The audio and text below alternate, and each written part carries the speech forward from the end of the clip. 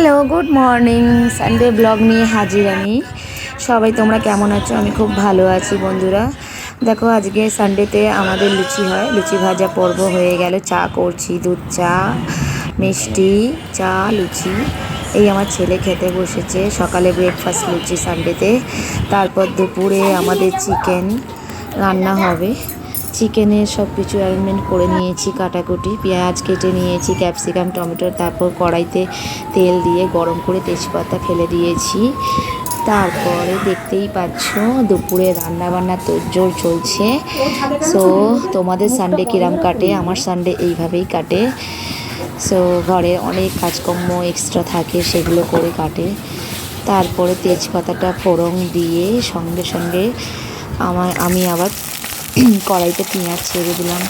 পেঁয়াজটা ভালো করে ভেজে নেব, লাল লাল করে। ভালো করে পেঁয়াজ ভাজা হয়ে যাবে। ভাজা হয়ে গেলে সো একটু তোমাদের জানি তোমাদের সানডে কিরম কাটে। আমার সানডেতে অনেক এক্সট্রা কাজ থাকে, তারপর রান্নাবান্না থাকে, ছেলের অনেক কাজ থাকে। দিয়ে আস্তে আস্তে এবারে সবজিগুলো আস্তে আস্তে দিয়ে দিলাম। টমেটোর, ক্যাপসিকাম সমস্ত কিছু দিয়ে মাংসটা ধুয়ে রাখা ছিল, মাংসটা দিয়ে দিলাম। দিয়ে ভালো করে নাড়াচাড়া করে একদম ভালো করে সুন্দর করে কষিয়ে নিয়ে সমস্ত মশলা দিয়ে, আদা রসুন সমস্ত মশলা দিয়ে আমি মাংসটাকে দেখো গ্রেভি মতো হয়ে এলে একটু গরম জল দিয়ে ফুটিয়ে হয়ে এলে তারপর আমি নামিয়ে পরিবেশন করব। দেখতেই পাচ্ছি এখানে মাংসের মধ্যে আদা রসুন এক এক করে সব ভালো করে কষে আদা রসুন দিয়ে ফেললাম। তারপরে আমি নাড়াচাড়া করে নিচ্ছি। দিয়ে এবারে সানডেতে আমাদের এই লুচি পর্ব থাকে।